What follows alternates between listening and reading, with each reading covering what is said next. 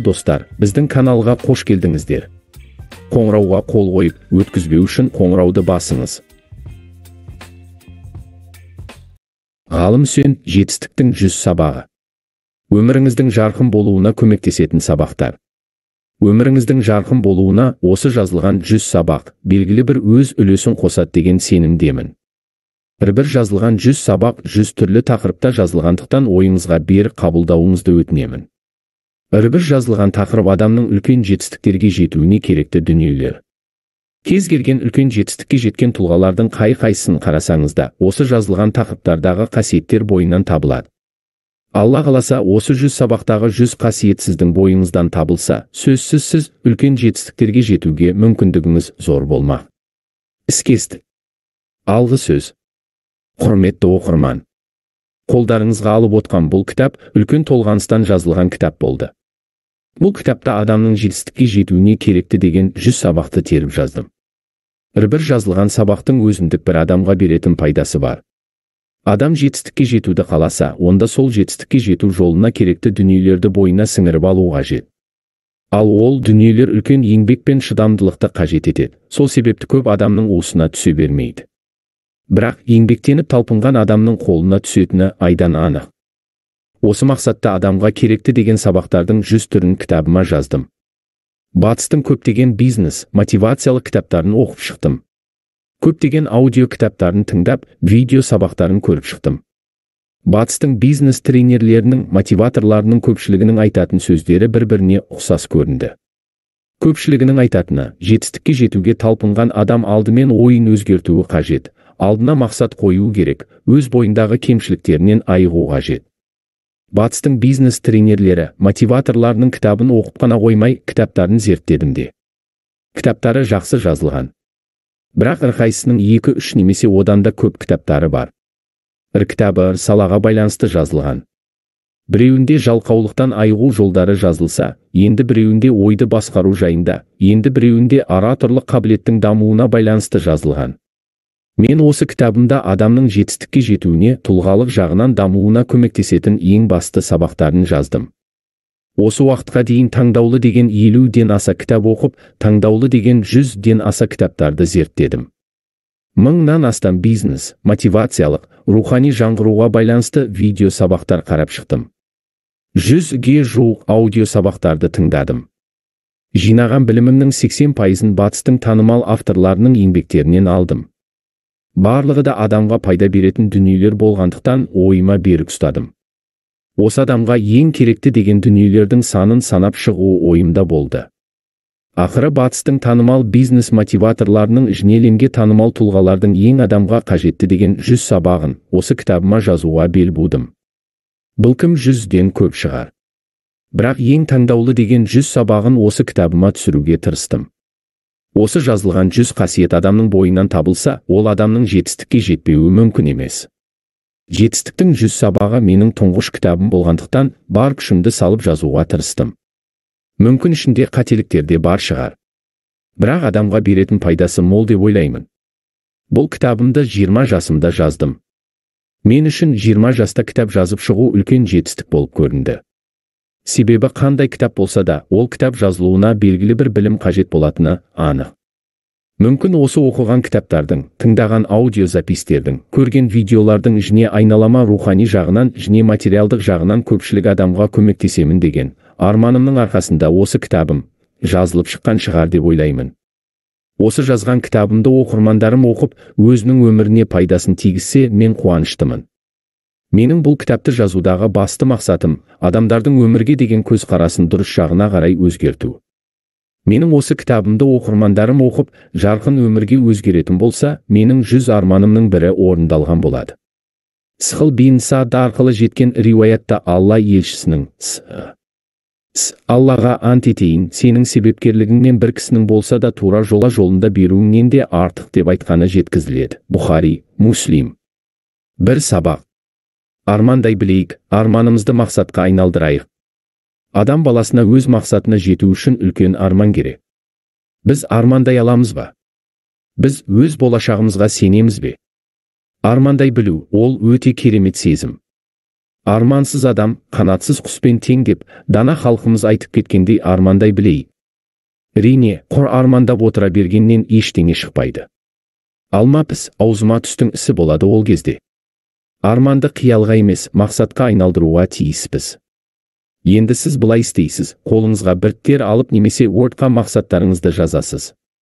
Мейлінше көп жазуға тырысыңыз. Кішігірім істерді, үлкен көп уақытты талап ететін мақсаттарыңызды да жазаңыз. Кемінде 70 мақсатыңызды жазып қойыңыз, және оны күніне кемінде 1-2 рет оқып тұрсаңыз, бұл сізге зор мотивация береді. Мақсаттарыңызды жаза беріңіз.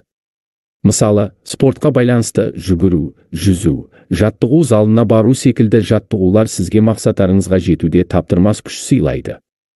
Білімге байланысты, өзіңіздің санаңызды дамытуға арналған кітаптарды оқу, видеоларды көру, діни біліміңізді дамыту, адамдармен қарым-қатынасыңызды дұрыстау. Өзіңіздің теріс қылықтарыңыз, ішімдіктерден, темекі ойынханалар, түнгі клуб, интернетті берекетсіз пайдалану, артық ұйқы секілді кеселдерден айырылу жолдарын және де өзіңізге не алғыңыз келеді сол заттардың тізімін жазыңыз, және соны белгілі бір уақытта аламын деп соған әрекет қылыңыз. Бұл сізге өз нәтижесін толық береді. Енді сіз толықтай мақсаттарыңызды жазып болғаннан кейін, бұл сіздің арман емес мақсатыңызға айналады. Ендігі кезек мақсаттарды жазып болғаннан кейін, олардың жанына орындалатын уақытын жазыңыз, және күн сайын мақсаттарыңызды жиі оқып тұрыңыз. Бұл сізге талмас қанат сыйлайды. Үлкен адам болу үшін, ғаламда үлкен бақыт табу үшін, ғаламда үлкен болып қалу үшін, ғаламда үлкен арман керек екен адамға Мұхтар Шаханов 2 сабақ. Еңбекқорлығыңызды дамытыңыз. Мақсатты тек жазып қойып, оны күнделікті 2-3 рет оқып қана қойып, мақсатқа талпынбау сізді табысқа жеткізбейді. Мұны айтпасақ та түсінікті. Енді біз не істейміз? Әрине, бірінші өзіміздің еңбекқорлық қабілетімізді дамыту. Оның бірінші қадамының бірі ерте жатып ерте тұруды әдетке айналдыру болып табылады. Таңертеңгі сағат 5-6-да тұратын болсаңыз, бойыңызда жалқаулықтың элементтері азая бастайды. Ерте тұратын жалқау адам жоқ дегендей, таңертең ерте тұруыңызды әдетке айналдырыңыз. Енді сізге мынадай ой келуі мүмкін: таңертемен ерте тұрғанда не істеймін, не бітіремін? Негізінде таңертең ерте тұрған ол өте жақсы әдеттің бірі. Ерте тұрған еркектің ырысы артық, ерте тұрған елдің бір ісі артық дейді халық даналығы. Енді сіз ерте тұрдыңыз, не істейсіз? Әрине, әлемнің жаратушысы, құдіретті Алладан шүкіршілік етіп, алға қойған мақсаттарыңызға жетуге жәрдем сұрайсыз. Еңбекқорлық деген адамның бір іске жан тәнімен кірісіп жасауы. Еңбекқорлықты арттырудың бірден-бір жолы өзің жасап жатқан іске махаббатыңды ашу. Махаббатыңыз ашылған нәрсеге еңбекқорлықтың өзі ақ пайда болады. Махаббатты қалай ашамыз деген сұрақ келуі де мүмкін. Атқарып жатқан істеріңе махаббатты мен осы істі қарқынды жасап жатырмын. Ертең осы іс маған үлкен рахат келеді. Осы істерді жасау арқылы мен мақсатыма күн санап жақындап барамын. Осы істерді атқару арқылы мен отбасыма, айналама, еліме көмектесемін деген секілді түсініктерді ойыңызға енгізіңіз. Бұл түсініктер сіздің атқарып жатқан жұмысыңызға махаббатыңызды арттырады. Таза, адал дүние еңбекпен табылады. Сауда және сапарға шығу қадірлі іс, құрметке лайықты, ел аралық достықтың негіз. Пайғамбарымыз Мұхаммед с.а.в. 3 сабақ. Спортпен шұғылданыңыз, және біліміңізді әрдайым арттырыңыз. Спорт адам денсаулығының кепілдігі болып табылады. Күніне кемінде 40 минут, 1 сағаттай спортпен айналыссаңыз, денсаулығыңыз жақсы болмақ. Таңғы жеңіл спорттың маңыздылығы өте жоғары. Жүгіру немесе жеңіл гимнастикалық жаттығулар сізге күні бойы көңілді болып жүруге жағдай жасайды. Таңғы жаттығуыңызды аяқтаған соң білім жинауға кірісіңіз. Таңғы уақытта оқыған анықтамаларыңыз ойға қонымды болады, және де таңғы уақытта өнімді жұмыс атқарасыз. Әрине, қойған мақсаттарыңызға жетуде сізге біліміңіз керек болады. Біліміңізді арттыру үшін мысалы, әлемге танымал тұлғалардың өмірбаяны, өмірлік стратегиясы жайлы немесе әлемге танымал тұлғалардың кітаптарын оқысаңыз, сіздің санаңызда өзгерістер бола бастайды. Мұғалім, дәрігер болыңыз, немесе жеке кәсіпкерсіз бе, тіпті үй шаруасындағы адам болыңыз, қандай салада болсаңыз да сізге өзіңіздің іскерлігіңізде табысқа жету үшін жалпы білім керек болады. Білім жинағанда заманауи білімдерді алуға басымдық беріңіз. Олар маркетингтік білімдер, саласы бойынша т.б. Бұл білімдер сізге үлкен мүмкіндік туғызады. Қазіргі таңда білім жинау бұрынғыдай қиынға соқпайды. Интернет пен технология дамыған дәуірде өзіңізге керекті білімдерді ақпараттық танымдық сайттар мен онлайн білім беру порталдарынан оқумен қатар, түрлі бейне жазбалар қарап, аудио жазбалар тыңдап, кітапханада қолыңыз жетпей жүрген кітапты электронды нұсқасын жүктеп оқу арқылы меңгеріп алу мүмкіншілігі туды. Таза пайдалы инвестиция ол сіздің біліміңізге салған инвестицияңыз болып табылады. Себебі, сіз мысалы киім алдыңыз, ол белгілі уақытта ескіріп жаңасын алуға тура келеді, немесе сіз бір көлік алдыңыз, ол белгілі уақыттан кейін ескіріп жаңасын аласыз, немесе сіз тамақтануға инвестиция құйдыңыз, бұл да сізге уақытша болады. Ал білімге құйған, өзіңізді дамытуға құйған инвестицияңыз мәңгілік болады. Сіз еш уақытта жинаған біліміңізге өкінбейтін боласыз. Қандай білім игерсеңіз де ол сізге кез келген уақытта қызмет ететін болады. Мысалы, білім түрлерін игергенде бизнес жайлы, мотивациялық, психологиялық, ленге танымал тұлғалардың өмір баянын, салауатты өмір салтына қатысты, мақсатты қалай жүйелеу керек секілді немесе ленге танымал тұлғалардың кітаптарын оқыңыз, бұл сізге қойған мақсаттарыңызға жетуге таптырмас күш болады. Қандай талап қылсаң, соның жемісін жейсің. Аристотель білімді мен білімсіздің арасы, өлім мен тірінің арасы секілді. Аристотель, ақыл тек білімде ғана емес, сол білімді іске пайдалана білуде. Аристотель 4 сабақ. Дұрыс тамақтана біліңіз. Енді сіз таңғы жаттығуыңызды жасап білім ғылымға уақыт бөлгеннен кейін тамақтану жүйесін реттеуіңіз керексіз. Ас адамның арқауы дегендей тамақтану мізірін реттеңіз. Ол үшін ең алдымен уақытылы тамақтану және зиянды тағамдардан бас тарту қажет. Олар майлы тағамдар, қанты көп тағамдар, газдалған сусындар секілді денсаулығыңызға зиян тигізетін тағамдардан бас тарту керексіз. Күніге азанғы уақытта шикі жылы суды, аш қарынға ішуді әдетке айналдырыңыз. Бұл сіздің денеңіздегі зиянды қалдықтардан тазалаудың керемет жолы болып табылады. Мен сіздерге іштей және ашық түрде тамақты аз жеуді, аз ұйықтауды, аз сөйлеуді, күнларыңнан арылуды, ырдайым псықұмарлықтан қашып жүруде, қиыншылық пен азапқа шыдауды, надандардан аулақ, алдепті және оқыған адамдармен дос болуды өсиет етемін.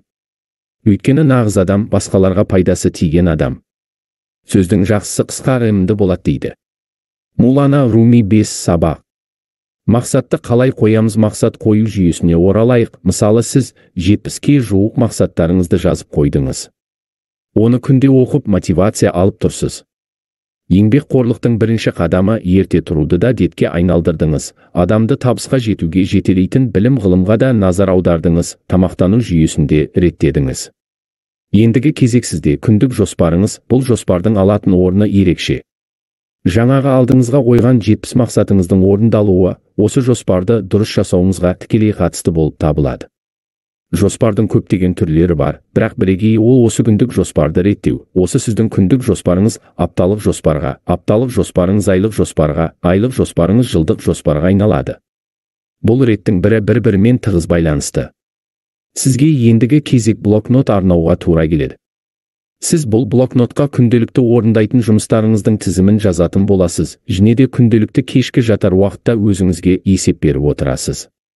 Бұл сіздің күндік жоспарыңыз болып табылады. Енді сіз осы күндік жоспарыңызда апталық жоспарларыңызға байланыстырасыз. Мысалы, сіз бір мотивациялық кітапты оқып бітіргіңіз келді. Сіз оны бір күнде емес, 3-4 күнге немесе аптаға бөлесіз, немесе сіз жүгіруіңізді 3 кімден 5 кімге жеткізу үшін апталық жоспар құруға тура келеді. Бұл жоспарыңыз күндік жоспармен тікелей байланыста болады. Осы секілді мақсаттарыңызды күндік жоспарға бөліп оны апталық немесе айлық немесе жылдық жоспарға айналдырасыз. Бастысы, алған бетіңізден қайтпаңыз. Қытайдың ойшылы Конфуций айтқандай, сенің қандай жылдамдықпен жүріп келе жатқаның маңызды емес, бастысы тоқтамау деп, адамға мақсатына жетуде ерінбей алға қойған мақсатыңызға жетуге жол сілтеп тұр. Енді сіз мақсат қойғаныңызда оны барынша белгілі бір уақытқа қойғаныңыз жөн. Етпесе, бұл мақсаттарыңыз ертеңнен ертеңге, немесе аптадан аптаға, немесе айдан айларға, сол секілді жылдан жылдарға созылып кетуі мүмкін. Атам қазақ, еріншектің ертеңі бітпейді демей ме? Сол секілді болмас үшін уақытыңызды тиімді пайдаланып, жоспардың орындалу уақытын қоя біліңіз. Мақсатты жүйелеуге оралайық. Сіз күнделігіңізге күндік жоспарыңызды жаздыңыз. Мысалы, бір күнге 20-ға жуық атқаратын істеріңіз, таңғы спортыңыз, тамақтануыңыз, білімге уақыт бөлуіңіз, жұмыста болсаңыз, жұмысыңызға қатысты жоспарларыңыз, немесе студент болсаңыз, сабақ тапсырмаларын орындауды, немесе бүгін кездесетін кездесулеріңіз, өзіңізді дамытатын кітаптар, видео, роликтер мен спорттық жаттығуларыңыз, осы сияқты күнделікті жұмыстарыңызды тізіп жазып, оның әрқайсысына уақытты белгілеңіз. Мысалы, таңғы жаттығуым 20 min, кітап оқуыма 2 сағат уақыт, өзімді дамытуға 1 сағат, мотивация жинауыма 20 min деген секілді атқаратын істеріңізді тізіп жазып, ретімен уақытын белгілеңіз. Бұл сізге уақытты тиімді пайдалануға мүмкіндік береді. Осы атқарған жұмыстарыңызды кешкі жатар уақытта қарап, бүгін атқарылған істеріңізді белгілеп, орындай алмаған істеріңіздің не себепті орындалмай қалғанын жазып, өз-өзіңізге есеп беріңіз. Және де ертеңгі уақытқа жоспарыңызды кешкі жатар уақытыңызда жазып қойыңыз.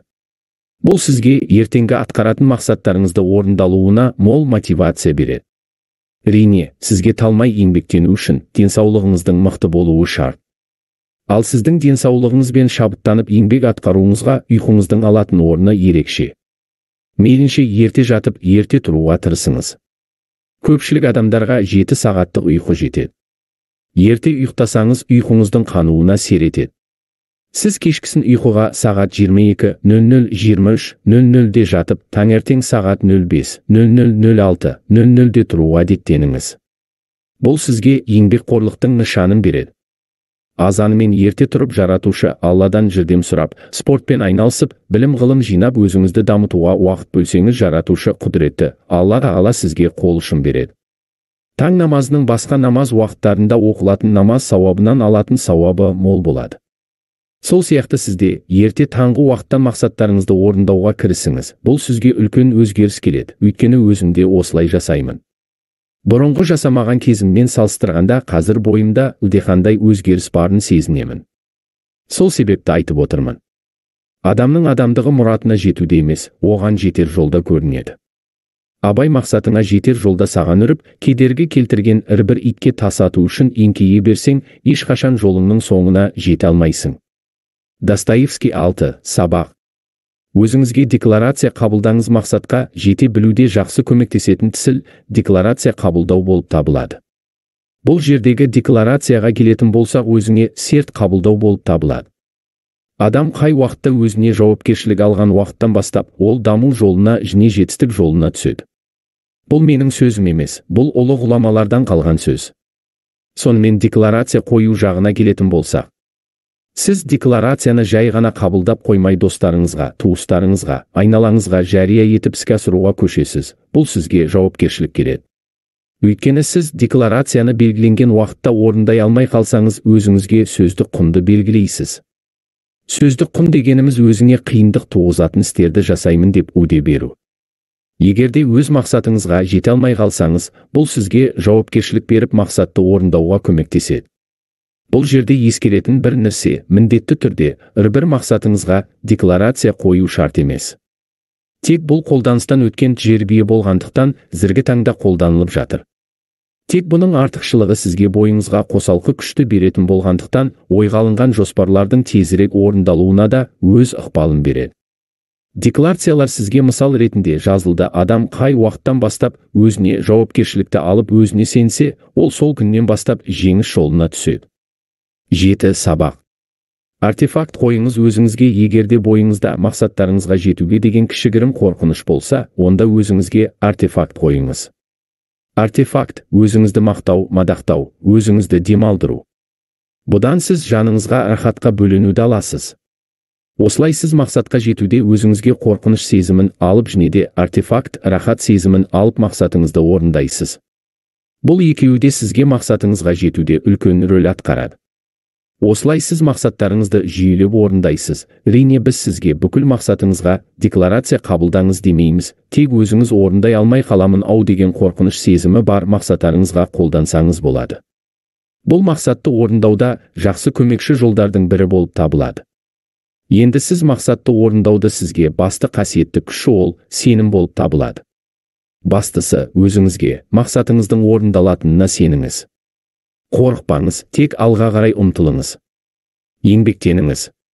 Өзіңе сен, өзіңді алып шығар. Ақылың мен білімің екі жақтап деген Абай атамыздың өлеңін алып қарасақ, еңбек, ақыл, және өзіңе сену ғана бар мәселенің жауабы дейді. Артефакт қоюдың маңыздылығы не үшін деген сұрақта болуы мүмкін. Артефакт қоюдың маңыздылығы ол адам көптеген мақсаттар қойғандықтан олардың біріне біртіндеп қол жеткізеді. Сол бірнеше мақсатына жеткен соң адамның миында шаршау және жалығу процесі болады. Мен осы ойлаған мақсаттарымды бітіріп жатырмын, бірақ маған рахат сезім бөлінбегендіктен адамның миы шаршайды. Сондықтан белгілі бір мақсатыңызды аяқтағанда өзіңізге рахат сыйлайтын іспен айналысыңыз. Ол сіздің миыңызға рахат сезімін беріп келесі мақсаттарыңыздың орындалуына, ерінбей ойлануға жағдай жасайды. Артефакттар сізге мысал ретінде жазылды 8 сабақ. Мақсатқа жету жолында сізге мол күш-қайрат, нұрлы ақыл және ыстық жүрек қажет болады. Абай атамыз айтқандай, ақыл қайрат жүректі бірдей ұста, сонда боласың елден бөлек. Шынымен де мақсатқа жету жолында үшеуінде бірдей ұстауыңыз жөн болып табылады. Күш-қайрат ол адамның белгілі істерге белсене кірісуі. Бойында күш-қайраты мол адамдардың жетістікке жетуі мол болады. Осы күш-қайраттың арқасында небір үлкен еңбекті талап ететін істерді ерінбей орындауыңызға осы күш-қайрат ауадай қажет десем артық айтпаспын. Бойымызда күш-қайратты қалай мол қыламыз деген сұрақта болуы мүмкін. Адамның бойында мол күш-қайрат болу үшін ең алдымен адамның тіні сау болу қажет. Тіні саудың жаны сау дегендей. Тін саулығын қамтамасыз ету үшін салауатты өмір салтын ұстану қажет. Бойда күш-қайраттың мол болуына тін саулығының маңыздылығы жоғары. Екіншісі, адамның рухани жан дүниесі. Рухани дүниесі жаңғырған адамдардың бойында күш-қайратын жігерлендіретін күш болғандықтан ол адамның бойында күш-қайраты да мол болмақ. Нұрлы ақыл адамның санасындағы үлкен орын алатын нәрсе. Ақылы мол адамның жетістікке жетпеуі мүмкін емес. Ақыл ол жүре пайда болатын нәрсе болғандықтан адамдар қалай болады? Бір адамдардың айналасындағы адамдары саналы тұлғалар болғандықтан ол адамның да ақылды тұлға болып қалыптасуы мүмкін. Кейбір адамдарда бұған керісінше болуы да мүмкін. Ақыл жүре пайда болатындықтан оны адам санасында қалыптастыру өз қолында. Ақыл адамға адамдар арқылы, кітап арқылы және жаңа ақпараттар арқылы келетіндіктен осы нәрселерден меңгеріп алу адамның өзінің қолында. Адамның адамдығы мұратына жетуде емес, оған жетер жолда көрінеді. Абай 9 сабақ. Мотивация ала біліңіз. Мақсатқа жетуде сізге мотивацияның берер сері мол болады. Ал біз мотивацияны қайдан аламыз? Негізінде мотивация алудың жолдары көп, бірақ оның бірегейі армандарыңызды ойлау арқылы. Бұлай алынған мотивация ерекше болады. Мысалы, сіз ойша ойлаңыз, 10 жылдан кейін қандай жағдайда боламын, не істеп жүрмін, шетелде демалып теңіз жағасында немесе үлкен керемет сұлу қаларда демалып жүрсіз бе? Отбасыңыз қалай, қандай көлікте жүрсіз, қандай үйде тұрып жатсыз, жақындарыңызға қалай көмектесіп жатырсыз? Осы секілді өзіңізге ұнайтын өмірді ойлаңыз, бұл сізге зор мотивация береді.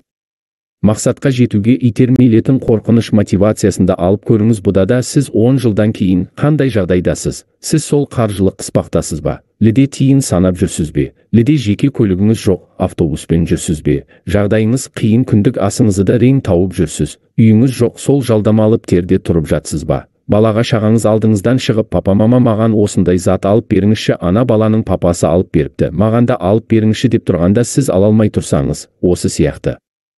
Өзіңізге қорқыныш ұялататын жағдайды ойлап қорқыныш мотивациясын алсаңыз, бұл сізге өз ықпалын беретін болады.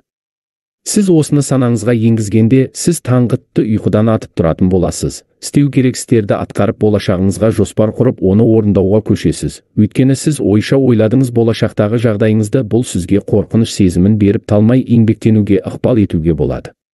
Тағы да мол сізге беретін мотивация, ол бүкіл жазған мақсаттарыңызды да өзіңіздің бөлмеңізге баннерге жаздыртып іліп қойыңыз. Сіз оны күнде оқып зор мотивация алатын боласыз. Немесе блокнотыңыздың бір шетіне, немесе компьютеріңізге Wordқа жазып қойыңыз. Бұны міндетті түрде жиып оқып тұрыңыз. Бұл сіздің миыңыздағы миллиардтаған клеткаларыңызға сіңіп алдыға қарай ұмтылатын боласыз. Сіз мақсатсыз емес, мақсатты адамға айналасыз. Мынаны естен шығармаңыз, мақсат қойсаңыз оған не жетесіз, не жетпейсіз, ал мақсат қоймасаңыз оған жету мүмкіншілігі жоқ болып табылады. Сол үшін де мақсатыңыздың жүйелі болуына басар назар аударыңыз. Тіпті 100 талпыныстан кейін де үмітті үзбеу керек. Себебі 101-шісі өміріңді толықтай өзгертуі мүмкін. 10 сабақ. психологиялық ойлау жүйеңізді ретке келтіріңіз. Егерде сіз күн сайын жатар алдын болашаққа ойша саяхат жасап медитация жүргізсеңіз, бұл сіздің ойыңызға өзгеріс келеді. Медитация жасауға ыңғайлы уақыт таңғы және жатардағы кешкі уақыт ыңғайлы болады. Медитацияны ыңғайлы бір жерде жасаған жөн. Медитация жасағанда тыныш жерге барыңыз, және артық еш нәрсе ойламаңыз. Болашақта не істеп жүргеніңізді, өзіңізге ұнайтын өмірді ойлаңыз. Осылай күнделікті таңғы уақытта немесе кешкі уақытта 10 минут медитация жасап тұрыңыз, бұл сізге талмас қанат сыйлайды. Медитацияның тағы бір жақсы түрі күндік медитация және апталық медитация. Сіз күндік медитация жасағаныңызда бір күнде атқаратын істеріңізді ойша ойлайсыз. Мен осы жұмысты қалай істеймін? Көпшілікпен қалай сөйлесемін? Жасап жатқан жұмысымның нәтижесі қандай болмақ? Осылай медитация жасаңыз, бұл сізге керемет атмосфера қалыптастырады. Апталық медитацияны осылай қолдансаңыз болады. Жалпы мақсатқа жетуде психологиялық ойлау жүйеңіздің алатын орны ерекше. Сіз қалай ойлайсыз, өміріңіз солай болады. Сол үшін де тек жақсы ойлауға тырысыңыз. Жаман ойлардан, өзіңізге сенімсіздіктен аулақ болыңыз, бұндай ойлар сізге кері әсер етеді. Ойлау ең ауыр жұмыс, бұл кім, сондықтан болар, онымен аздаған адам ғана айналса. Генри Форд: адам өмірінің сапасы 5 нәрсемен өлшенеді. 1 денсаулығымен, 2 біліммен, 3 рухымен, 4 көңіл күйімен, 5 материалдық жағдаймен, 11 сабақ. Денсаулық сіздің өміріңіздің басты байлығы, оны ешқандай нәрсемен айырбастап ала алмайсыз. Денсаулығыңызды күту үшін ең алдымен зиянды нәрселерден бас тартуыңыз қажет. Олар ішімдіктер, темекі, газдалған сусындар, қантты көп тағамдар, уақытылы ұйықтамау, аз қимылдау, уақытылы тамақтанбау, интернетте бей-берекетсіз отыра беру, осы сияқты нәрселер денсаулықтың жоғалуына алып барады. Сіз денсаулығыңызды қалай күтесіз? Әрине, денсаулық сіздің өмірдегі басты байлығыңыздың бірі болғандықтан, оны күтіп ұстаған жөн. Денсаулығыңызды жақсы ұстау үшін, әрине, ең алдымен салауатты өмір салтын ұстану қажет. Ол үшін тамақтану жүйесін ретке келтіріңіз. Майлытты, зиянды тағамдардан бас тартыңыз. Жеміс-жидектерді жеңіз. Ағарғанды жиі ішіңіз. Қымыз немесе қымыранды аптасына 3-4 рет ішіп тұрыңыз. Бұл сіздің денсаулығыңызға өте пайдалы. Уақытылы ұйықтап, ұйқы режимін ретке келтіріңіз.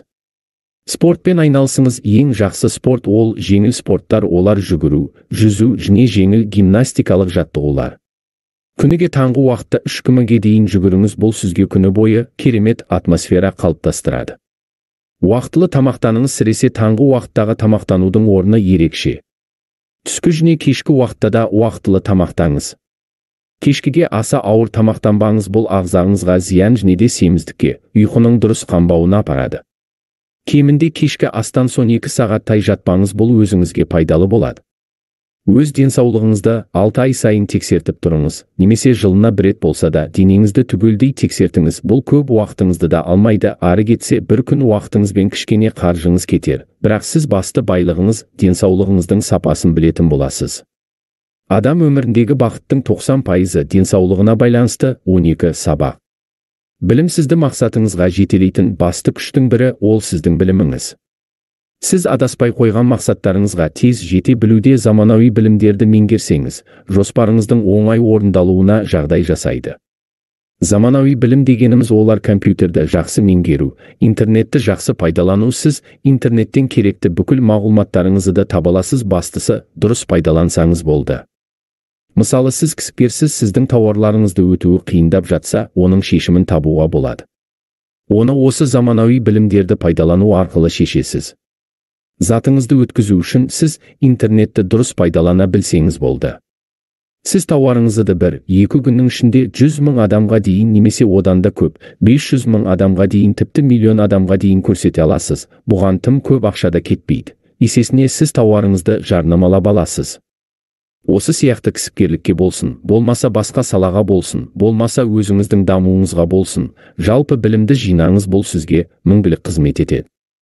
Таза пайдалы инвестиция ол сіздің біліміңізге салған инвестицияңыз болып табылады.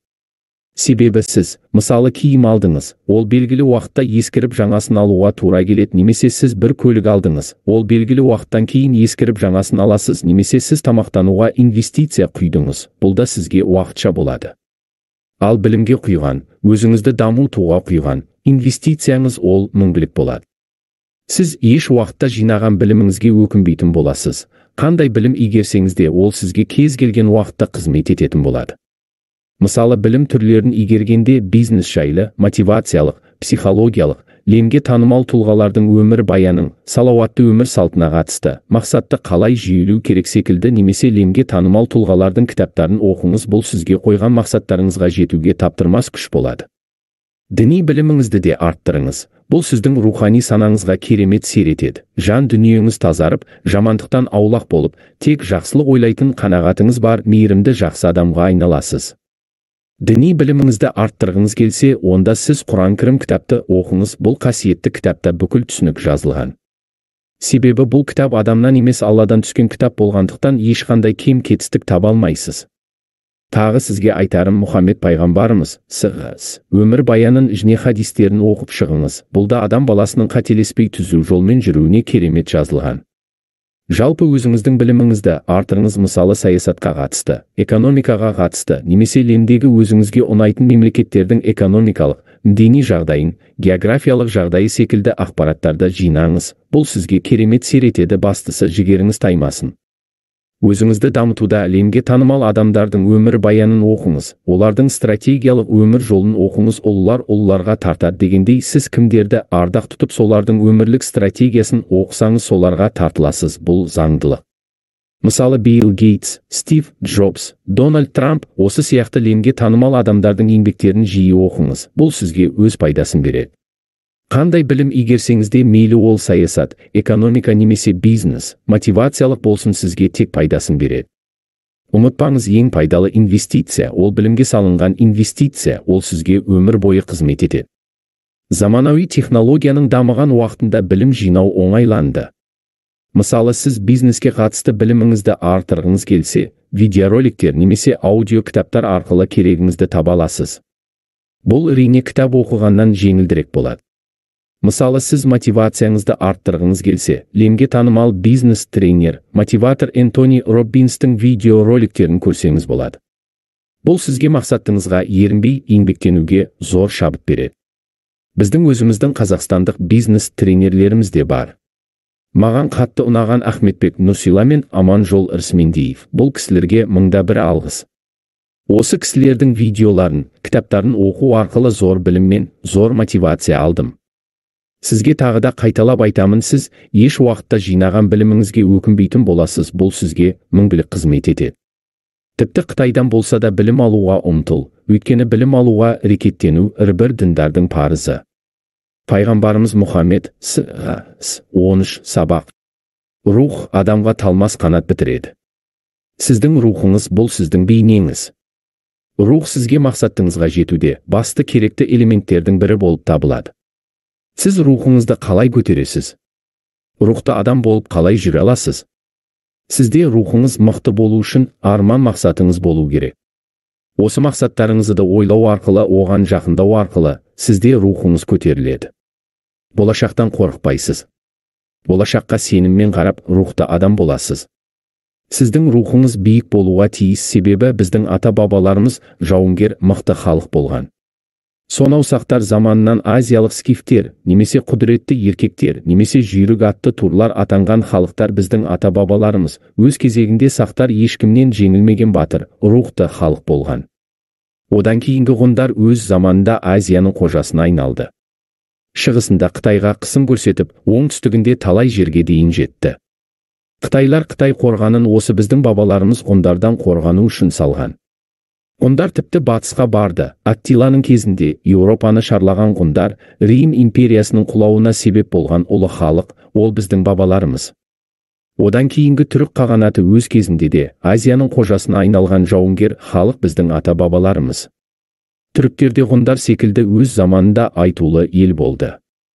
Одан бері тарқаған түрік халықтары өз жерінде бүгінге дейін өмір сүруде. Небір қиын кездер өтсе де рухтары сынбай осы кезге жетті. Біз қазақ елі, біздің бабаларымыз осындай жауынгер, рухты халықтың ұрпағымыз. Біз өз жерімізде, өз елімізде рухсыз болып жүру ол ұят болады.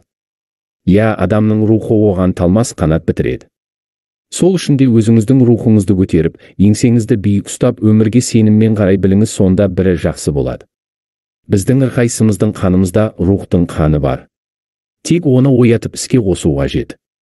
Қазіргі заманда бұрынғыдай жауға шауып, ел қорғайтын кез емес. Менің бұл жерде рухтың адамға қажеттілігін айтқым келгені. Адамның бойында алапат рухы болса, ол адам көптеген қиындықтардан өтіп кету мүмкіншілігі де зор болмақ. Мысалы, сіз кәсіпкер болсаңыз, кәсібіңізде белгілі бір қиындықтар туындаған жағдайда, жарты жолдан талмай алдыға ұмтылу үшін, сіздің рухани жан дүниеңіз мықты болуы шарт. Салың суға кетпесін. Салың ешқашан суға кетпесін. Менің үлкен жетістікке жетуімнің құпиясы ешқашан рухани күйремеу. Біреудің көзінше ешқашан құлама. Эрнест Хемингуэй 14 сабақ. Көңіл күйіңіз адам өмірінің төртінші сапасы, ол сіздің көңіл күйіңіз. Мақсатқа жетуде сізге эмоцияның беретін сері өте күшті. Сіз әрдайым көтеріңкі көңілде жүріп, әрбір бастаған ісіңізді жақсы көңіл күймен бастаңыз, ол сізге пайдасын береді. Адамның көңілі көтеріңкі болса, миында дофамин деген гормон бөлінеді.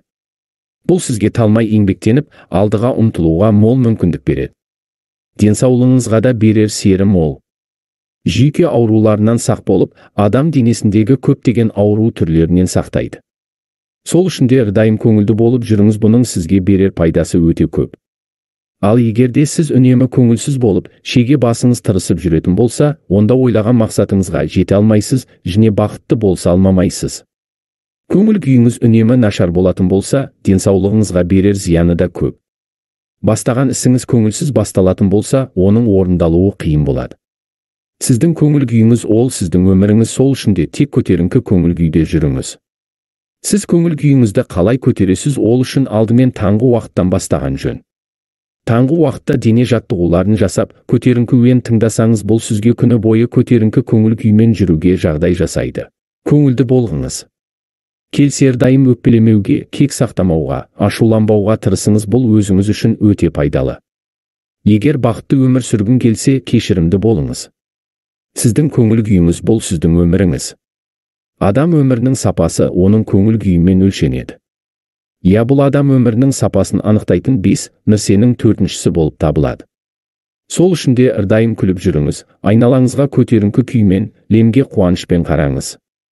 Егер сенің көңіл күйің болмаса, өмірдің өткінші екенін ойла. Сол кезде бірі қалпына келеді. 15 сабақ.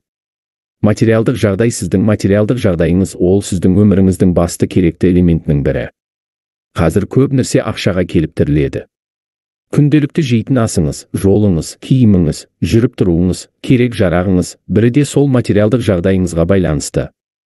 Сіздің өміріңіздің сапасын анықтайтын 5 нәрсенің біреуі ол осы сіздің материалдық жағдайыңыз.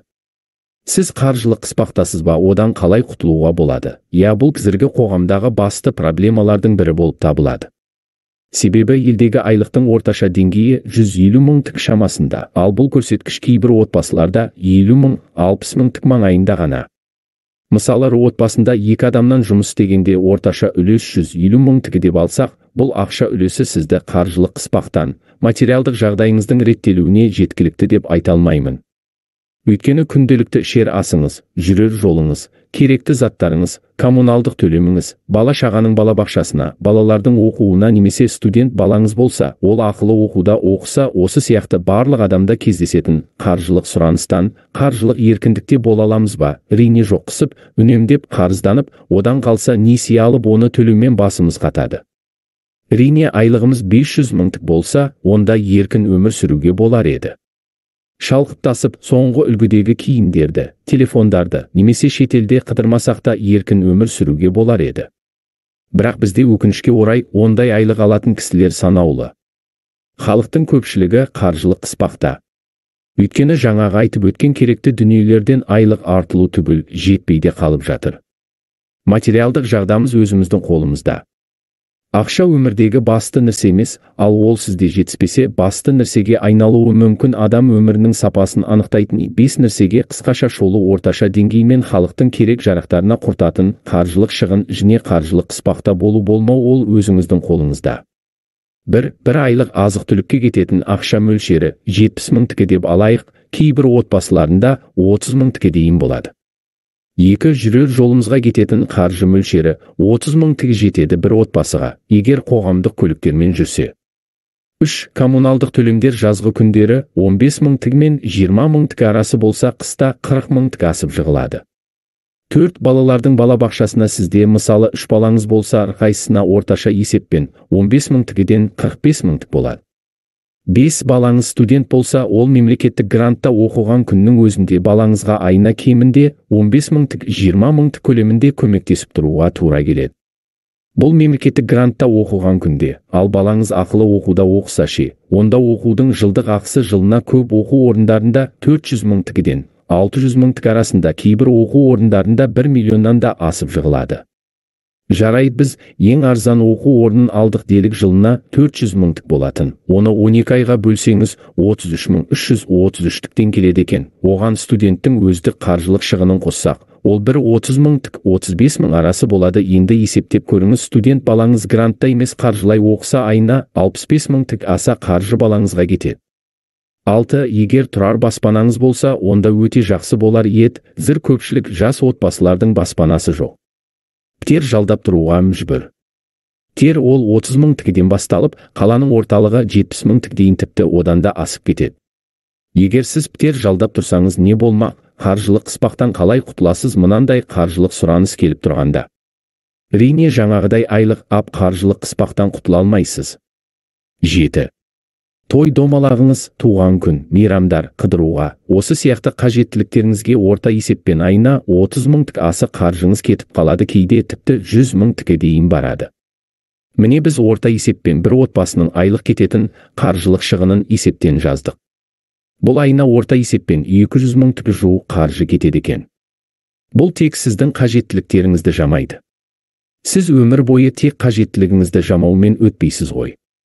Әрине, сізге автокөлік алу керексіз, өзіңіздің жеке үйіңіз болғанда қалайсыз, жақсы киінгіңіз келеді, демалғыңыз да келеді. Сізге енді материалдық еркіндікте болу үшін айына 300 мың тгден аса, немесе кейбір отбасыларға 500 мың тгден аса қаржы керек болады. Бұндай қомақты жалақы алатын азаматтар елімізде санаулы ғана. Халықтың көпшілігінің айлығы 150 мың тг маңайында ғана. Я бүйтіп бүкіл қаржылық қажеттіліктерімізді жазып жылаңқыланып жатқаным жоқ. Басы істеген адамдар өздерін қаржылық қыспақтан құтқарып жатыр. Олар үкімет маған осыншама айлық неге бермейді деп арызданып жатқан жоқ. Өздері атқаратын жұмысын атқарып, айлығын алып, ол жетіспесе қосымша кісіп көзін дөңгелетіп өздерін қаржылық қыспақтан құтқарды. Я үкімет маған не береді деп емес, мен үкіметке не бере алам деп Франклин Рузвельт айтқандай, азаматша осылай ойласа үкіметте, халықта табысқа жетері айдан анық. Сізге біреу бизнеспен айналыспаңыз деп жатқан жоқ. Айналысыңыз, кісіптің көзін табыңыз, өзіңізді қаржылық қиындықтан құтқарыңыз. Өміріңіздің сапасын анықтайтын 5 нәрсені сізге жазып шықтым. Енді сіз осы 5 нәрсені қиялдап, ойша ойлап отырмай, осы адам өмірінің сапасын анықтайтын 5 нәрсені мақсатыңызға ендіріңіз. Жаңағы жазған 70-тен аса мақсатыңыздың ішінде осы керекті 5 қажеттілігіңізді міндетті түрде енгізіңіз. Мақсаттарыңызды жиі оқып, шабыттанып алға қарай ұмтылыңыз. Егерде сіз барлық күш-жігеріңізді, ақыл қайратыңызды осы мақсатыңызға жұмсасаңыз, онда міндетті түрде жетесіз. Бастысы, бастаған ісіңізден қайтпаңыз. Бұл орташа деңгейде жазылған айлық қаржылық мөлшер, жалпы орташа деңгейде есептегенде айына керекті қаржы 230 мың тг жуық екен. 16. Сабақ. Адамның түрі де, киімі де, жаны да сұлу болу керек. Біз саналы адам болғандықтан өзіміздің барлық қасиеттерімізді сұлу қылғанымыз жөн болар. Сіз алдыңызға мақсат қойдыңыз, енді сол мақсатыңызға сәйкес тұлға болыңыз. Антон Чехов айтқандай, адамның түрі де, киімі де, жаны да сұлу болу керек деп. Біз өзіміздің түрімізді қолдан жасап ала алмаймыз. Бірақ біз түр келбетімізді көрікті қылып көрсету жолдарын пайдалансақ болады ғой. Спортпен айналысыңыз, дене бітіміңізді демығып көрсетіңіз, мақсатыңызға сәйкес көрікті киім киіп жүріңіз. Дональд Трамп айтқандай, сіз қандай жұмыс істейсіз, оған емес, қандай жұмысты армандайсыз, соған сай киініңіз деп айтқаны бар. Әрине, бұл сізге өз нәтижесін береді. Жаныңызды сұлу қылыңыз. Жаны сұлу, мейірімді, жомарт адамдар көп емес. Бұл Алладан адамзатқа келген үлкен сыйлардың бірі. Егер сіздің жүрегіңіз тас жүрек, ойыңыз арамы болса, онда оны түзетуге болады. Ол үшін ең алдымен ортаңызды өзгертіңіз. Себебі адамға ортаның берер сері өте мол. Дана халқым атқандай сенің қандай екеніңді білу үшін, сенің жан досыңның қандай екенін білсем жеткілікті. Сол үшін де араласатын ортаңызды реттеңіз. Еңбекқор, өмірде алға қойған мақсаты бар, жаманшылықтан аулақ жүретін, жақсы достармен араласыңыз. Сіз егер кісіпкер болғыңыз келсе, кісіпкерлермен араласуыңызды жиілетіңіз. Себебі адамнан адамға сынықтан басқасының бірде жұғады. Сол үшін де ортаңызға мін беріңіз. Мына цитатаны естен шығармаңыз, бұлбұл гүлге, қарға қоқысқа жетелейді. Сіз қанша еңбекқор, табысты, мейірімді, тәжірибелі болсаңыз да, сіздің достарыңыз жалқау, жамандыққа үйір, ішімдікке, зинаға немесе осы сияқты нәрселерге өс болса, бұл сізге сер етпей қоймайды. Жаныңыз сұлу болғанын қаласаңыз, кітаптар оқуды әдетке айналдырыңыз. Мысалы, діни кітаптар сіздің жаныңызды жомарт қылады. Жомарттық. Адамдарға қиын шақта қол ұшын беру үлкен сауап. Хадисте, сараңдар жұмаққа кірмейді деген. Лемге танымал тұлғалардың психологиялық кітаптарын оқыңыз, бұл сізге қатты сер етуі сөзсіз. Жнеде сапалы видеолар көруді әдетке айналдырыңыз. Арзан шоу, күлдіргі, пайдасыз видеолардан бас тартыңыз. Оның орнына санаңызды ретке келтіретін, өмірге мақсатты жүйелейтін немесе белгілі бір кісіпке байланысты видеоларды көруді әдетке айналдырыңыз. Бұл сізге өз пайдасын міндетті түрде береді. Адамның түрі де, киімі де, жаны да сұлу болу керек. Антон Чехов, мейірімділік, қатыгездік. Адамдардың бойындағы асыл қасиеттердің бірі мейірімділік. Адамдардың адамдарға мейірімділік жасауы, көмектесуі, жанашыр болуы ең басты парызы. Қатыгездікті туғызады, күнға батырады, қарғысқа ұшыратады. Адамдар бір-біріне ғана емес, қоршаған ортасына, барлық тіршілік иелеріне, жан-жануарларға, өсімдіктерге де қатыгездік жасамауға, оған мейіріммен қарауға тиісті. 17 сабақ. Адамның 3 мінезі бар. Бірінші, оған телінетін мінез, екінші, оның өзіне телейтін мінезі, үшінші, оның жүзіндегі нақты мінезі. Виктор Гюго, мінезіңізді өзгертіңіз. Адам баласының мінезін өзгерту оңай шаруа емес. Негізінде адам өз мінезін өзі ғана өзгерте алады. Жер бетінде небір түрлі насихаттар адамды жақсылыққа тартатын, еңбекқорлыққа, білімнің дамуына, салауатты өмір салтын ұстануға, осы сияқты жақсы өмірге насихаттап шақырып жатса да, небір қылмыстар, небір жаман іс-әрекеттер болуда. Демек адам баласы өзін өзі ғана тәрбиелей алады. Әрине қасымыздағы адамдардың бізге сер етуі сөзсіз. Оны жоғарыда айтып кеттім. Бірақ тұлғаның санасында өзінің өміріне жауапкершілік болмаса, онда бірде бекер болғаны. Сол үшін де біз көп нәрсені өзімізге артайық. Мақсатқа жету-жетпеу ол сізге тікелей байланысты. Жақсылық көрсем өзімнен, жамандық көрсем өзімнен, тағдыр қылды дегенді шығарамын сөзімнен деп Сұлтанмахмұт Торайғыров айтып кеткендей, барлық істі өз мойныңызға алыңыз. Мінезді өзгертудің керемет жолы ол мына 4 кезеңге бөлінеді. Осыны орындасаңыз сөзсіз сізде өзгеріс болады. Олар: 1. Өмірге деген ойыңызды өзгертіңіз. 2. Ойыңызды іс-әрекетке көшіріңіз. 3. Іс-әрекетіңізді міндетті түрде әдетке айналдырыңыз. 4. Әдетіңіз арқылы сіздің мінез құлқыңыз қалыптасады. Ал мінез құлқыңыз бұл сіздің өміріңіз болып табылады. Міне осындай қарапайым ережені орындасаңыз сізде өзгеріс болатыны айдан анық. Аристотель айтқандай, кемелдену бұл іс-әрекет емес, әдет деп айтқаны бар. Мінезді қалыптастыратын 4 нәрсеге қысқаша анықтама беріп кетейін, құрметті оқырмандарым. 1. Өмірге деген ойыңызды өзгертіңіз. Шынымен де ойыңызды өзгертіңіз. Тек жақсы нәрсені ойлаңыз. Болашағыңызға, өзіңізге сеніңіз, айналаңызға қуанышпен қараңыз, мақсатыңызға сеніңіз. Сенім бұл сізді 180 градусқа өзгертеді. Альберт Эйнштейн айтқандай, кез келген нәрсе 2 жерде пайда болады. Алдымен ойда, одан кейін өмірде. Немесе ойыңды өзгертіп, өміріңді өзгерт деген керемет айтылған цитатаны сізге ұсынғым келеді. Құрметті достар, ойыңызды тек жақсы нәрселерге қарай өзгертіңіз. Бұл сізге зор пайдасын береді. 2. Ойыңызды өзгерттіңіз, тек жақсы ойлайтын, өзіне, мақсатына сенімді тұлға болдыңыз. Ендігі кезек сізге іс-әрекетке көшу керек. Мақсаттарыңызға белсене кірісіңіз. Дана халқым айтқандай, көз қорқақ, қол батыр деп текке айтылмаса керек. Қандай іс болса да белсене кірісіңіз. Белгілі уақыттарға бөліңіз. Қалай істеуді білмесеңіз маманнан сұраңыз, істің өзінің маманы бар.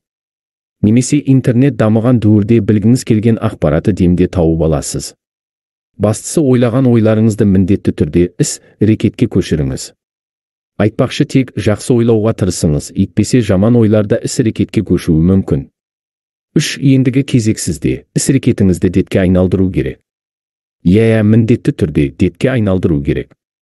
Аристотель айтқандай кемелдену бұл іс-әрекет емес дет деп айтқаны бар. Осы сөзді естен шығармаңыз. Мысалы сіз ойша өзіңізді жігерлендіретін болсаңыз, күніге 1-2 рет детке айналдырыңыз. Медитацияны жиі жасаңыз, бұл сізге талмас қанат сыйлайды. Барлық жасап жатқан жақсы іс-әрекетіңізді детке айналдырыңыз. Бұл сізге мақсатқа жетуде таптырмас күш болып табылады. 4. Сіз іс-әрекетіңізді детке айналдырсаңыз, ал детіңізді нық ұстансаңыз, сіздің мінез құлқыңыз қалыптасады. Ал сіздің мінез құлқыңыз бұл сіздің өміріңіз болады. Сол үшін де қазір немен айналысып жүрсіз, не нәрселерді детке айналдырдыңыз, соған аса мән беріңіз. Тек жақсы әрекеттерді детке айналдырыңыз. Сонда ғана өміріңіз түбегейлі өзгереді. Адам бойындағы бағалауға лайық қасиет ақыл емес. Қайта сол ақылды басқаратын қасиеттер: мінез, жүрек, мейірімділік, таза ой. Федор Достоевский. 18. Сабақ. Білім мен тәжірибеңізді үнемі дамытыңыз. Мақсатыңызға жету жолында сізге теориялық біліміңізде, тәжірибеңізде ауадай қажет.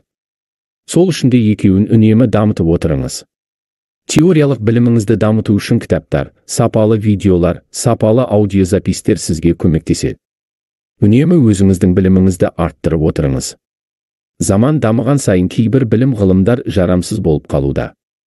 Заманауи біліміңізді міндетті түрде толықтырып отырыңыз. Бұл сізге жұмыс жасайтын болады.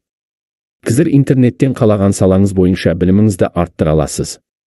Электронды кітаптар, сапалы видеолар, аудиозапистердің көпшілігін интернеттен тегін-ақ жүктей аласыз. Заман дамыған сайын кейбір ғылымдар жарамсыз болып қалуда.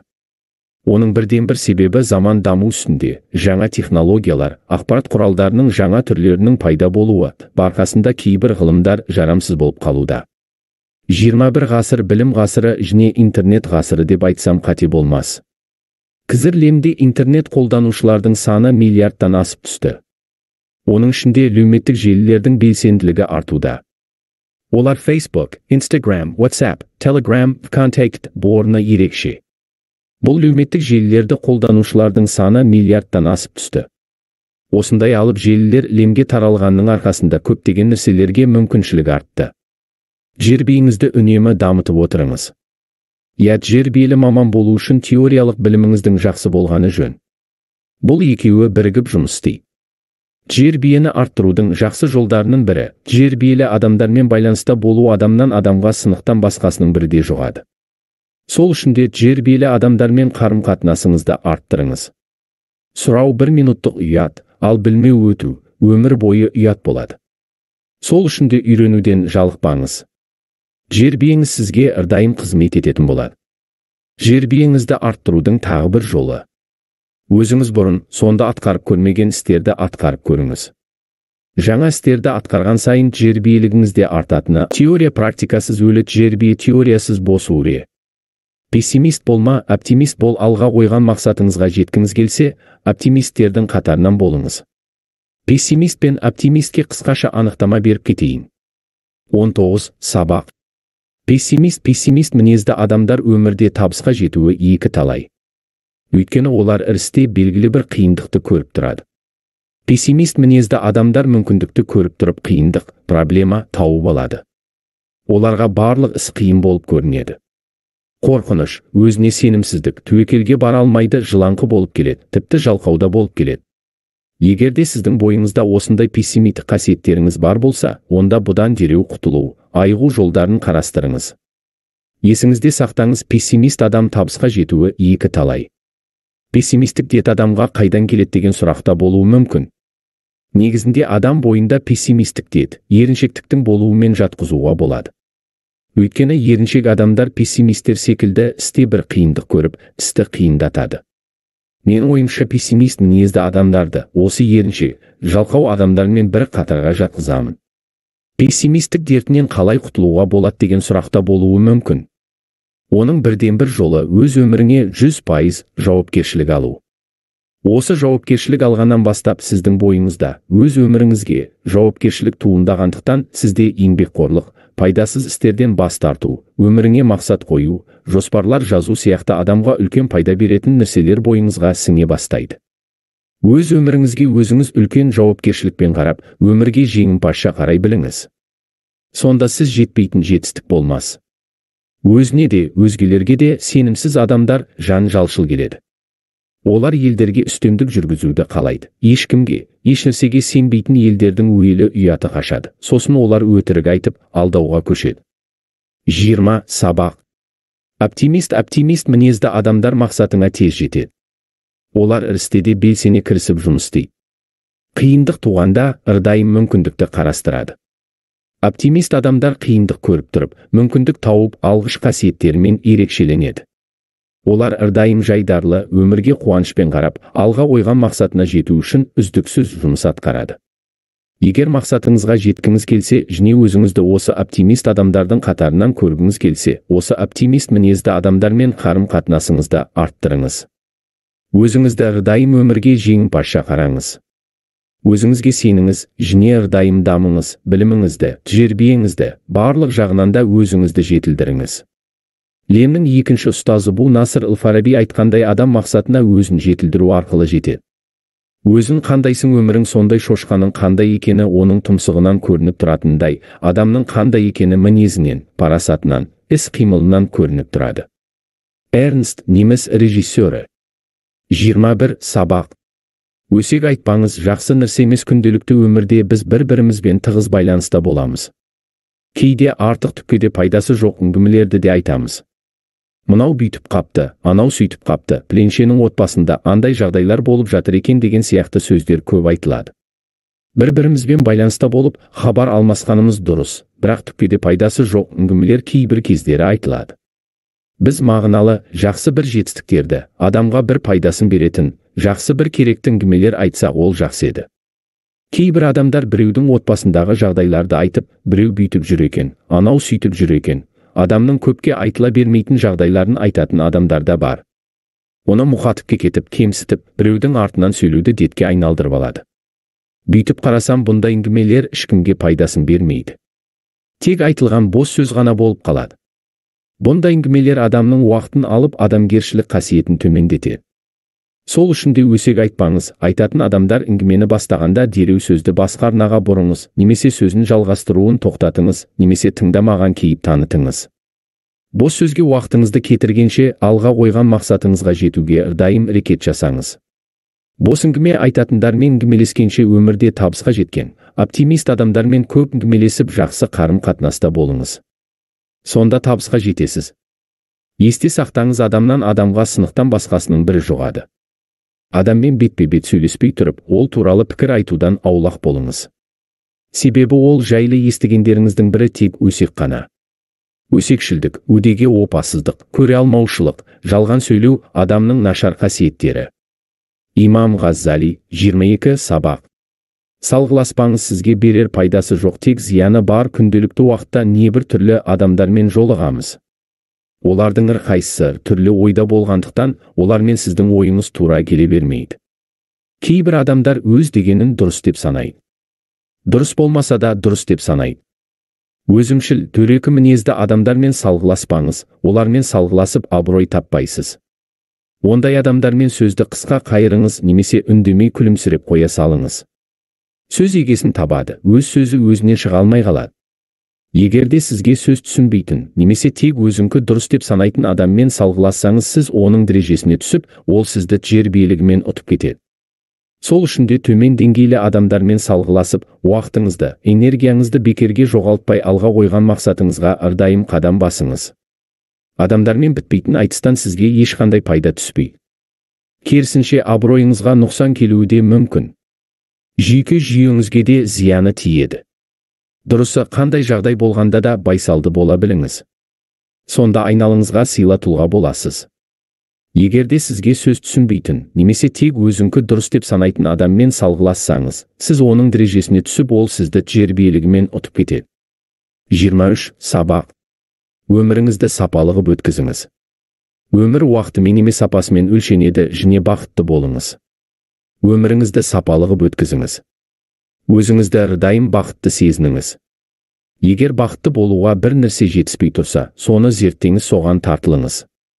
Сапалы өмір сүру үшін алдында айтып кеткенімдей, адам өмірінің сапасы 5 нәрсемен өлшенеді. Олар денсаулығы, материалдық жағдайы, көңіл күйі, рухани дүниесі және білімі деп айтып кеткен болатынмын. Осы 5 нәрсе сізде жақсы жеткілікті түрде болса, сіздің өміріңіз сапалы болатыны айдан анық. Өміріңізде өзіңізді бақытты сезіну үшін бұл нәрселер аздық етеді. Бұл 5 нәрсе сіздің жеке басыңыздың сапасы болғандықтан, өмірімде бақытты өмір сүрдім деп айта аласыз ба? Әрине, бақытты өмір сүру үшін бұл нәрселер аздық ететіні айдан анық. Отбасыңыз, сүйген жарыңыз, бала шағаңыз, бұлар сізге ең қымбат адамдар. Жақындарыңызды қадірлей біліңіз. Бақытты өмір сүру үшін адамға көп нәрсе керек емес, тек сол нәрселерді бағалай білген адам ғана бақытты болар. Өмір уақытымен емес сапасымен өлшенеді. Адам баласы жылап туады, кейіп өледі. Екі ортада, бұл дүниенің рахатының қайда екенін білмей, бірін-бірі аңдып, біріне-бірі мақтанып, есіл өмірді ескерусіз, босқа, жарамсыз қылықпен, қор етіп өткізеді. Таусылған күнде бір күндік өмірді бар малына сатып алуға таба алмайды. Қулық саумақ, көз сүзіп, тіленіп, адам саумақ, өнерсіз иттің ісі. Өлі Құдайға сыйынып, екінші өз қайратыңа сүйеніп, еңбегіңді сау, еңбек қылсаң, қара жерде береді, құр тастамайды. Абайдың 4-ші қара сөзінен, дана Абай айтқандай, өмірімізді босқа пайдасыз дүниелерге құртпай, өзімізге өмірлік пайда беретін істерге уақытымызды бөлейік. Сонда өміріміз сапалы болып, ойлаған мақсаттарымызға жетуіміз анық. Жас ерекшеліктеріне байланысты кезде атқаратын істердің басты бөліктерін жаздым. Менің ойым бойынша, егер табысқа жеткің келсе, өзіңе зиян тигізетін мына нәрселерден аулақ бол. Олар маубастық, жауқаулық, қорқақтық, ашушандық, уақытты босқа өткізу және жасқаншақтық. Енді осылардың әрқайсысынан құтылуға қысқаша өз ойымды айтып кетейін. 24. Сабақ. Маубастық ол адам бойындағы жаман деттердің бірі. Артық ұйқы сіздің жұмысыңызға да, денсаулығыңызға да кері серін береді. Сіз көп ұйықтаған сайын көп ұйықтағыңыз келеді. Ұйқы өзі сондай түсініксіз құбылыс. Адамға 7-8 сағат ұйқы беймарал жетеді. Одан артық ұйқы сізге кері серін берері айдан анық. Аз ұйықтасаңыз көп өмір сүресіз. Көп өмір сүресіз. Себебі адам ұйықтағанда 50 өлі болады. Барынша аз ұйықтап көп өмір сүріңіз, және уақытыңызды дұрыс пайдаланыңыз. Маубастық дертінен қалай құтыласыз? Бұдан түбегейлі айығып кету оңай емес. Бірақ сіздің алдыңызда арман мақсатыңыз болса, бұдан айығып кетуге болады. Мақсатыңызға күнде жақындап, еңбектеніп алдыға ұмтылсаңыз, бұл маубастық кеселінен арыласыз. Бастысы, алдыңызға мақсат қойылды ма, оған ұмтылыңыз, сонда бірі жақсы болады. Егерде сізде таңғы уақытта ұйқыңыздан тұру қиынға соғып жатса, онда шешімін табуға болады. Таң ертең ерте тұру үшін ең алдымен кешкі уақытта ертерек жату керек. Реті келсе 23:00 болмай жатып қалғаныңыз жөн. Кейбір кездері ерте жатсанда 7-8 сағат ұйықтап ұйқын қанбауы мүмкін. Ол мәселені де шешуге болады. Егер сізде осылай күніге таңғы уақытта ерте тұру қиынға соғып жүрсе, оған онда арнайы жаттығуларды жасағаныңыз жөн. Күндізгі уақытта үйіңізде кәдімгі кешкі уақытта жатқан сиқты төсек салып, 10 минуттық ұйқыға кетесіз. Оятқышты 10 минутқа қойып қойыңыз. Сонымен 10 минут көзіңізді жауып жатасыз да, оятқыш шырылдағанда ойланбастан дереу орныңыздан тұрасыз. Осылай 2-3 рет қайталаңыз. Ертесіне таңғы уақытта оятқыш шырылдағанда сізде дереуті ұйқыңыздан тұруға қиындық тумайды. Себебі сіздің миыңыз алдын ала арнайы жаттығудан өткендіктен ұйқыдан тұру қиынға соқпайтын болады. Бұл маубастықтан айығу бір жолы ғана. Басқада жолдар баршылық. Бастысы өзіңізде маубастық кеселінен айығуға ниетіңіз болса болғаны. Мақсатыңа жеткің келсе, маубастық кеселінен айырыл. 25 сабақ. Жалқаулық ол адам бойындағы жағымсыз құбылыс, түсініксізде құбылыс. Негізінде жалқау адамдар жоқ, тек алдыға қойған мақсаты жоқ, немесе қызықтыратын ісі жоқ деп ақш-тың әлемге танымал мотиватор, бизнес тренері Энтони Роббинстің айтқаны бар. Шынымен де жалқау адамдар жоқ, тек өз ісіне қызықпайтын адамдар бар. Менің Мұрат деген досым бар. Ол волейбол ойнағанды ұнатады. Ол 3 сағат тоқтамай волейбол ойнай алады. Оның волейболға қызығушылығы өте жақсы. Бірақ оған 1 сағат кітап оқиық, кел жалпы білімді жинайық десем, ол менің айтқаныма қызығушылығы мүлдем жоқ. Немесе жүр стадионға 5-6 кімдей жүгіріп қайтайық десем, оған да қызығушылығы жоқ. Сүйреп апарсанда барғысы келмейді. Негізінде ол жалқау адам емес, тек кейбір жұмыстарға қызығушылығы жоқ адам. Егер сіз мұратыңызға жеткіңіз келсе, өзіңіз қызықпайтын істермен де айналысуға тура келеді. Сол өзіңіз қызықпайтын істерге қызығушылығыңызды, талпынысыңызды қалай арттырасыз, я бұны да шешуге болады. Я тағы да айтарым, алдыңызға үлкен мақсат қойыңыз. Сол мақсатыңызға жеткенде өзіңізді қалай сезінесің, соны ойлаңыз. Медитацияны жиі жасаңыз. Мұратыңызға байланысты атқарып жатқан іс-әрекеттеріңізді, арманыма жақындап жатырмын, осы іс-әрекеттер арқылы деп өзіңіздің істеп жатқан жұмыстарыңызға махаббатыңызды арттырыңыз. Медитацияны жиі жасаңыз. Бұл сізге өзіңіз қызықпайтын жұмыстарды атқаруға мотивация береді. Жауқалық деген осындай құбылыс. Бастысы, алдыңызға мақсат қойып, сол мақсатыңызға апаратын жұмыстарды жүйелеп, сол мақсатыңызға жеткенде өзіңізді қалай сезінесіз, соны медитация арқылы ойлап, өзіңіз қызықпайтын, бірақ мақсатыңызға апаратын жұмыстарға қызығушылығыңызды әрдайым арттырып отырыңыз. Өмірде жалқау адамдар жоқ, өмірде мақсаты шабыттандырмайтын адамдар бар. Энтони Роббинс, 26 сабақ. Қорқақтық ол адам бойындағы өзіне сенімсіздік қасиеті. Сенім адамды 180 градусқа өзгертеді.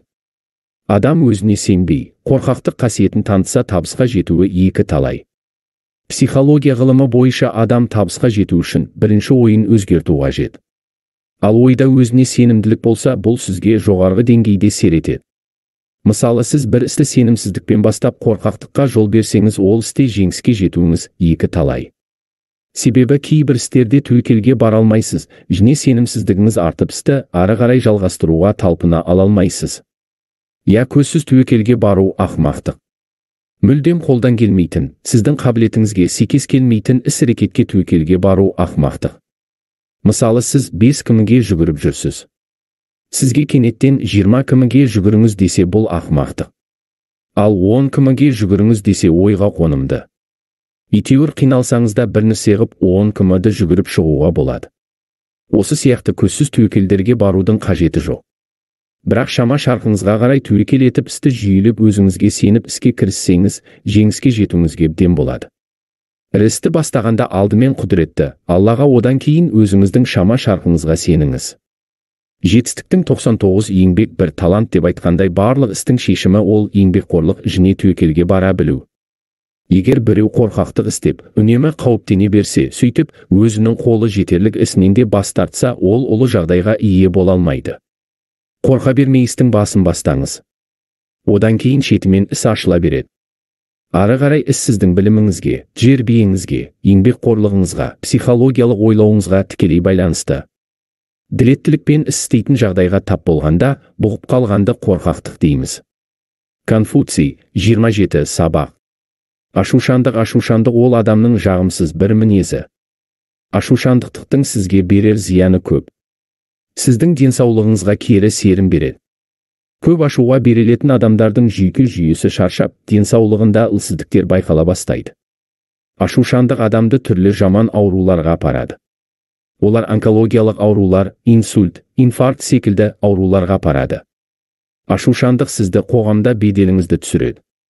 Сізге адамдар сенімсіздік танытады, және көп ашуланатын адамдардың достары да азая бастайды. Отбасында да қиындықтар пайда болады. Көп ашуланатын адамдар көп теріс әрекеттерге барады. Себебі олар ашуға беріліп, өзін сабырға келтіре ала алмай қиындықтарға тап болады. Ашуды жеңудің ең тиімді жолдары ақылға салу, сабыр сақтау, ұстамды болу. Ақылды, кішіпейіл, діл, батыл, қайырымды, мейірімді адам ашулана қоймайды. Ашуын ақылына жеңдіреді. Ашушандықтан құтылудың небір түрлі жолы бар. Оның бірегейі спортпен айналысу. Спорттың сіресе жүгіру, жүзу секілді түрлерімен айналысыңыз. Спорт сіздің бойыңыздағы стресстерді, уайымдарды жоюға керемет тәсіл. Біз күнделікті өмірде небір түрлі ақпараттарды қабылдаймыз. Оның ішінде сіздің көңіл күйіңізді бұзатын ақпараттар да бар. Ол сіздің жүйке жүйеңізге әсер етіп сізде ашушаңдық пайда бола бастайды. Осындай күйзелістерді қабылдағанда оны іште сақтай беру сізді ашушаң адамға айналдырады. Ал бұл күйзелістерді біз сыртқа шығарамыз ба? Негізінде бұндай күйзелістерді сыртқа шығарып тастаған жөн. Әрине сыртқа шығарамын деп қасыңыздағы адамдарға зияныңызды тигізбеңіз. Күйзелістен айырылудың керемет жолы жаңағы айтып кеткенімдей спортпен шұғылдаңыз. Сіз спортпен шұғылданғанда күйзеліс шығып кетеді. Немесе 1-2 сағат билеңіз. Билегенде де күйзелістен айырыласыз. Я күнделікті өмірде болу мүмкін не бір түрлі жағдай. Қиыншылық түскен кезде еш уақытта қорқуға я өкінуге, не ашулануға болмайды. Қиын жағдайда сабырға берілмей ашуға ерік берсеңіз бұның соны жақсылыққа апармайды. Сабыр сақтаңыз. Сабыр түбі салтын дегендей сабыр сақтай біліңіз. Күйзелістен айығудың тағы бір керемет жолы ол әрдайым күліп жүру. Әрдайым күліп жүріңіз. Егер күліп жүруге ыңғай келмесе, онда айнаның алдында 10 мен күліп тұрыңыз. Бетіңізді ыржитып болсын күліңіз. Бұл сізге керемет әсер етеді. Сіз күлген сайын миыңызда дофамин деген гормон бөлінеді. Бұл гормон сіздің алдыға ұмтылып, миыңыздың жақсы жұмыс істеуіне көмектеседі. Сол үшін де әрдайым көтеріңкі көңіл күйде жүріңіз. Сонда бақытты және көп өмір сүресіз. Егер сізге біреу ашуланса, мейлінше салмақты, жайбарақат болуға тырысыңыз. Бұдан ол одан сайын ызалануы мүмкін, бірақ біраздан кейін өзінің іс-әрекеті үшін қатты ұялады. 28 сабақ. Уақытты босқа өткізу бұл сізге пайдасы жоқ істерге уақыт бөлу. Біз күнделікті өмірде небір түрлі істер атқарамыз. Оның бірінің пайдасы тиіп жатса, бірінің еш пайдасы жоқ, ал кейбір іс-әрекеттер өз зиянын да беріп жатыр. Сіз уақытты тиімді басқарсаңыз, өміріңізді де басқарасыз. Уақыт тоқтамайды, ол тек өте береді, және өте береді. Қазіргі интернет дамыған дәуірде уақытты босқа өткізу адамдар арасында артып кетті. Instagram, Facebook, ВКонтакте, WhatsApp секілді әлеуметтік желілер алтын уақытымызды ұрлап жатыр. Күніне осындай әлеуметтік желілерге кемінде 4-5 сағат уақытымызды жұмсайсыз.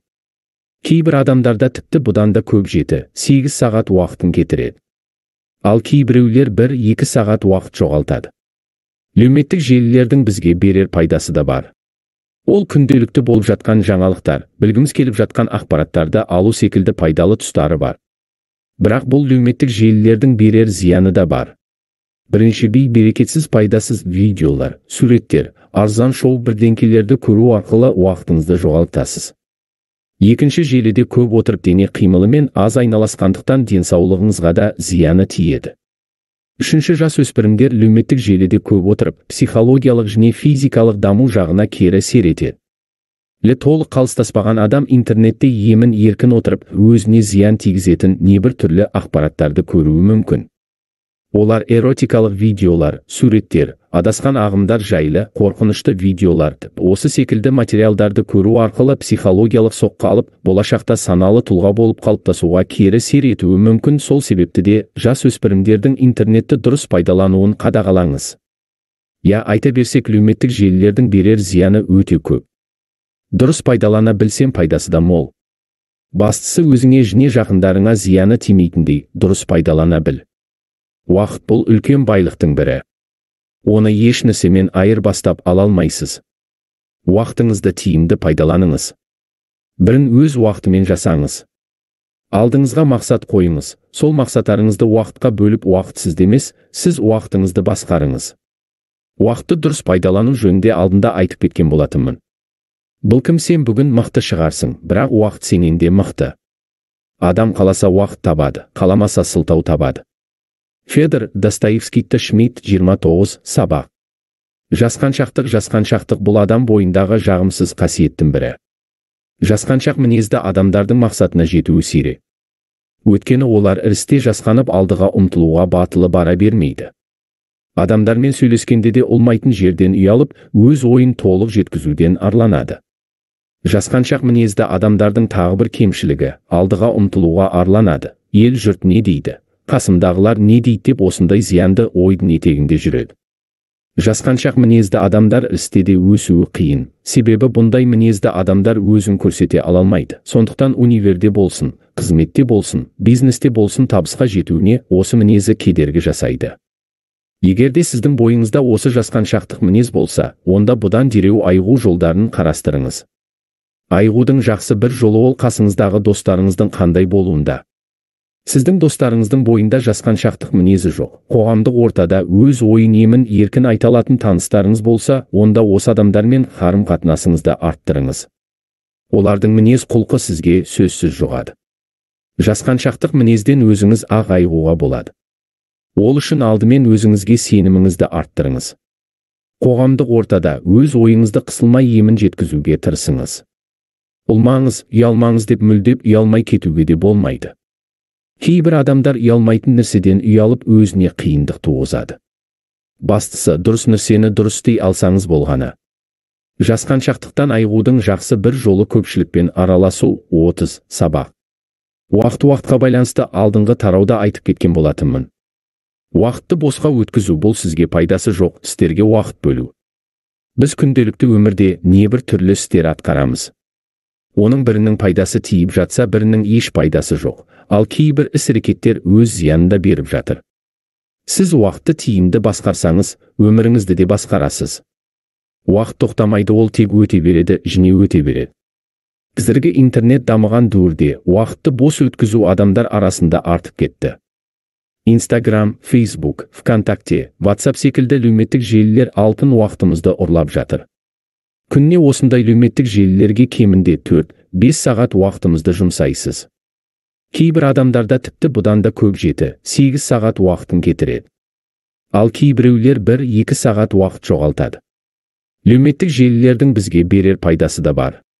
Ол күнделікті болып жатқан жаңалықтар, білгіміз келіп жатқан ақпараттарды алу секілді пайдалы тұстары бар. Бірақ бұл әлеуметтік желілердің берер зияны да бар.